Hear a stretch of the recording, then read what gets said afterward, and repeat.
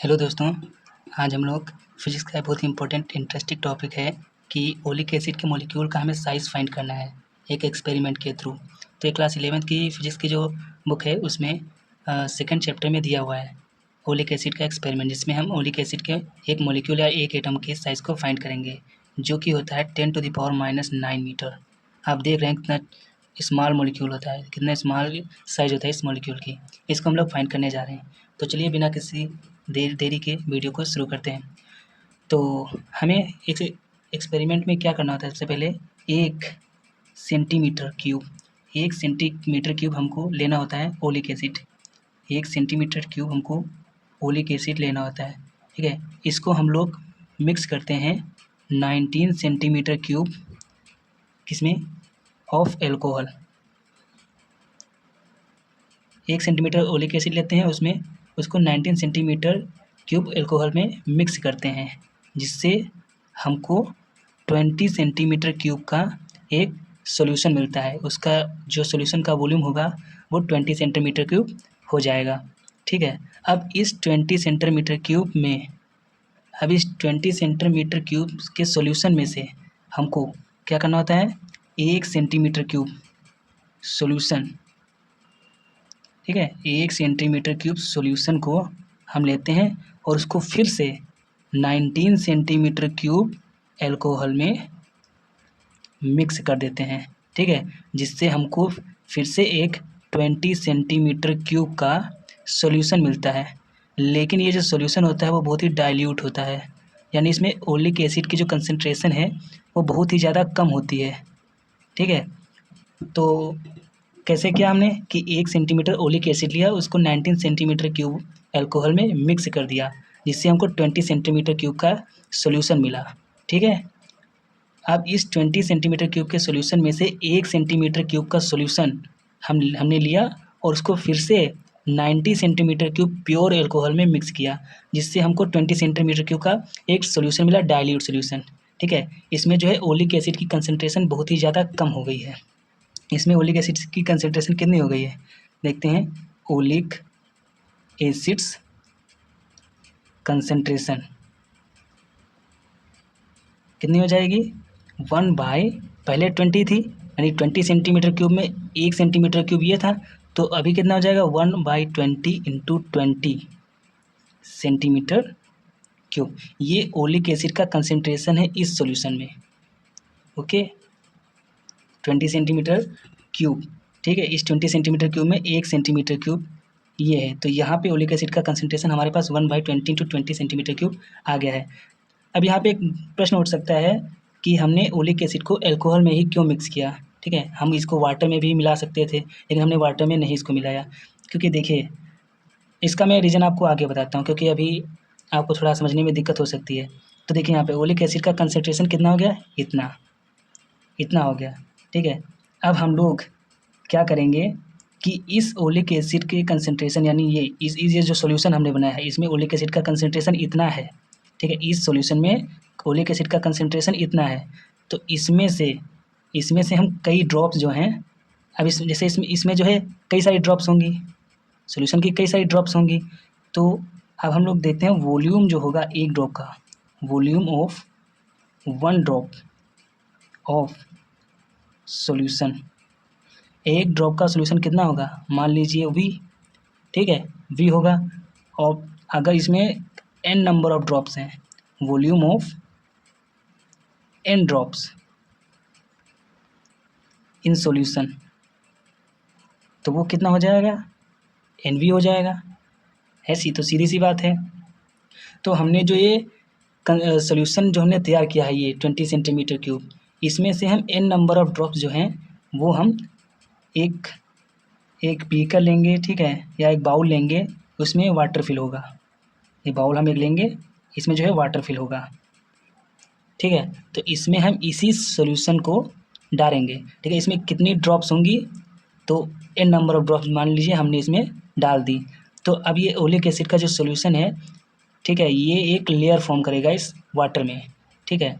हमको इतनी वाटर की ड्रॉप्स डालनी है कि जो लेयर बने वो पूरी तरह से इसको ऐसे कवर कर ले, ज़्यादा ना होने पाए, जो सॉल्यूशन है वो ज़्यादा इसमें ना डालें आप, इतने ही ड्रॉप डालें कि अगर आप इसमें ड्रॉप डालें वाटर सरफेस के ऊपर, मान लीजिए ये सब वाटर है, इसमें ये वाला ठीक है वाटर है, इतनी डालें कि जो ये सॉल्यूशन है यहाँ पे एक ही लेयर फॉर्म करे, ठीक है, दूसरी लेयर ना फॉर्म करे, यानी एक ही एटम है, एक ही एटम की लेयर बन सके। ऐसा ना हो कि इसके ऊपर भी एटम्स आ जाएं ऐसे, ठीक है, तब तो हमें इसकी थिकनेस जो है कई एटम्स की मिल जाएगी। अगर हमको इसकी थिकनेस हम जब फाइंड करेंगे तभी तो हमको इसका साइज़, ओलिक एसिड का जो मॉलिक्यूल है उसका साइज़ फाइंड कर पाएंगे। तो ये जो थिकनेस है वो सिर्फ एक ही एटम की होनी चाहिए, इतनी हमको ड्रॉप्स जो हैं इस सॉल्यूशन की, इस वाटर में डालनी है, ठीक है। तो मान लीजिए हमने n ड्रॉप्स डाली, किसमें, इस सॉल्यूशन में हमने ओलिक एसिड की n ड्रॉप्स डाली, तो ये हो गया n ड्रॉप्स ओलिक एसिड, ठीक है। अब हम बात कर लेते हैं कि n ड्रॉप्स जो हमने डाला है ओलिक एसिड इसमें, तो उनका वॉल्यूम कितना होगा। इसमें देखो इस ड्रॉप्स में जो है सॉल्यूशन में ओलिक एसिड भी है, ठीक है, क्योंकि ये सॉल्यूशन है, इसमें ओलिक एसिड की सिर्फ बात नहीं हो रही है, इसमें अल्कोहल भी है। लेकिन अगर हम कंसंट्रेशन की बात करें, वॉल्यूम की बात करें, volume of oleic acid, volume of oleic acid in the solution, ठीक है, अगर हम ओलिक एसिड की बात करें इस सॉल्यूशन में, ठीक है, इन द सॉल्यूशन, तो वो कितना होगा। जाहिर सी बात है, इतनी हमारे पास ड्रॉप्स हैं, n नंबर ऑफ ड्रॉप्स जिनका वॉल्यूम इतना है, इसको अगर हम मल्टीप्लाई कर दें volume of concentration of oleic acid, तो हमको मिल जाएगा ओलिक एसिड का वॉल्यूम सॉल्यूशन में, ठीक है, यानी इतनी हमने ड्रॉप डाली थी और एक ड्रॉप में इतना जो है ओलिक एसिड है, ओलिक एसिड का कंसंट्रेशन इतना है, तो n इतनी ड्रॉप्स में कितने हो जाएगा, NV into 1/20 into 20 centimetre cube, ये हमारा हो जाएगा वॉल्यूम। जो हम n नंबर ऑफ ड्रॉप्स इस वाटर सरफेस में, इस बाउल में डाल रहे हैं, उनका ये वॉल्यूम हो गया, सिर्फ ओलिक एसिड का, इसमें सॉल्यूशन का वॉल्यूम नहीं है, सॉल्यूशन का वॉल्यूम इतना है, जो n नंबर ऑफ ड्रॉप्स हम डाल रहे हैं उन ड्रॉप्स का वॉल्यूम इतना है, लेकिन उन ड्रॉप्स में जो ओलिक एसिड है, ओलिक एसिड जो उसमें मौजूद है, उसका वॉल्यूम जो है इतना आएगा, ठीक है। तो अब हम बात करते हैं कि जैसे जब हमने ओलिक एसिड इस बाउल में डाल दिया वाटर सरफेस पर, तो वाटर सरफेस पर ओलिक एसिड एक सर्कल टाइप में फॉर्म करेगा, वो एग्जैक्ट सर्कल नहीं होगा, लेकिन आप उसको एवरेज अगर आप उसका निकालेंगे, अब जैसे ऐसे करके मान लीजिए कोई सरफेस फॉर्म किया ओलिक एसिड ने, लेकिन आप अगर जो ऐसे इसको एवरेज से ऐसे ड्रॉ करेंगे, सर्कल के फॉर्म में इसको लेट करेंगे, तो ये एक आप सर्कल मान सकते हैं, ठीक है। तो अगर ये सर्कल बनाएगा तो हम देखो एरिया फाइंड कर सकते हैं, इस ओलिक एसिड जो हम वाटर पे डाले हैं इसका हम एरिया फाइंड कर सकते हैं, area of oleic acid on the surface of water कितना होगा भाई। तो देखो इसमें हमने ओलिक एसिड डाला, तो देखो उसका एरिया होगा, ठीक है, और उस प्लस उसकी थिकनेस होगी, थिकनेस को हम T से रिप्रेजेंट कर रहे हैं फिलहाल, ठीक, तो उसका एक एरिया होगा और उसकी एक थिकनेस होगी, और थिकनेस किसके बराबर होगी, सिर्फ ओलिक एसिड के एक एटम के थिकनेस के बराबर, क्योंकि हमने ज़्यादा अमाउंट ऑफ ये जो ओलिक एसिड है नहीं डाला, और हमने ओलिक एसिड को इसीलिए डाइल्यूट किया था ताकि ये एक ही लेयर की एटम फॉर्म करे वाटर सरफेस पर।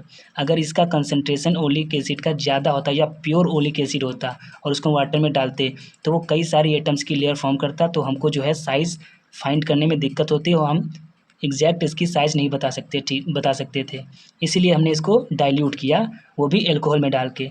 अब एल्कोहल को ही क्यों डाला, वाटर में इसका सोल्यूशन क्यों नहीं बनाया ओलिक एसिड का, तो उसका कारण ये है कि जो एल्कोहल है, ठीक है, एल्कोहल जब आप इसमें वाटर में डालेंगे तो एल्कोहल जो है इवोपोरेट हो जाएगा, और सिर्फ ओलिक एसिड की जो लेयर होगी वो वाटर सरफेस के ऊपर बचेगी, और जो एल्कोहल है वो इवोपोरेट हो जाएगा।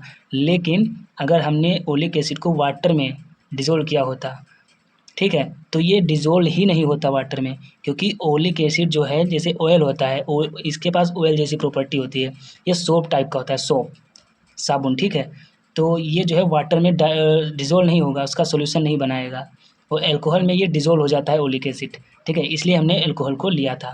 ये दो कारण हैं, एक तो एल्कोहल इवोपोरेट हो जाएगा, ठीक है, और दूसरा कि जो ओलिक एसिड है वो एल्कोहल में डिज़ोल्व हो जाएगा, इसलिए। ठीक है। तो यहाँ पे जो ओलिक एसिड की सरफेस की जो लेयर बनी है इस बाउल में वाटर सरफेस के ऊपर, उसका एरिया इतना है। अब आप एक चीज़ बताइए कि ये हमने क्या किया, एरिया इंटू थिकनेस, ये वॉल्यूम हो गया ना भाई। ये जो सरफेस के ऊपर इसने लेयर बनाई है, जैसे लेयर बनाई होगी मान लीजिए ऐसे सरफेस के ऊपर ऐसे, और इसकी एक थिकनेस ऐसे होगी, ठीक है, ऐसे एक थिकनेस होगी। और ये थिकनेस इसके बराबर होगी एक एटम के साइज़ के बराबर, डायमीटर के बराबर, ओलिक एसिड के एक एटम के डायमीटर के बराबर। आपको ये सिलेंडर नहीं लग रहा? मैं सिलेंडर ऐसे आता है, कई सारे सर्कल्स को एक के ऊपर ऐसे रखते चले जाइए, रखते चले जाइए, रखते चले जाइए। सेम रेडियस के जो सर्कल्स हैं उनको एक के ऊपर एक रखते जाइए, आपको एक सिलेंडर मिलेगा, ठीक है।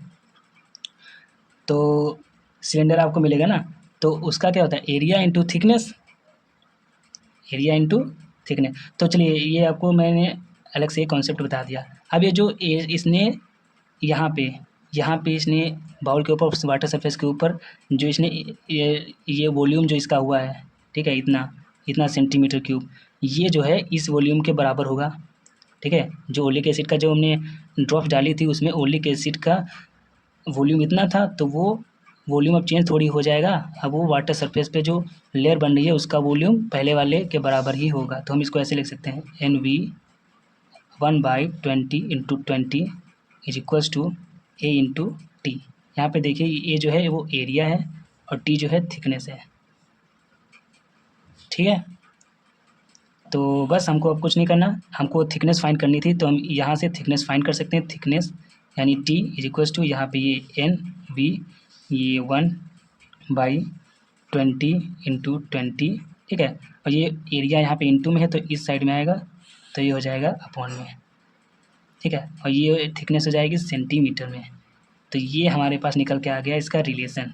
इस रिलेशन के थ्रू हम ओलिक एसिड के किसी भी ओलिक एसिड के एटम या मोलिक्यूल के साइज़ को फाइंड कर सकते हैं, जो कि हमने आपको पहले बताया था 10⁹ मीटर के समथिंग कुछ आता है।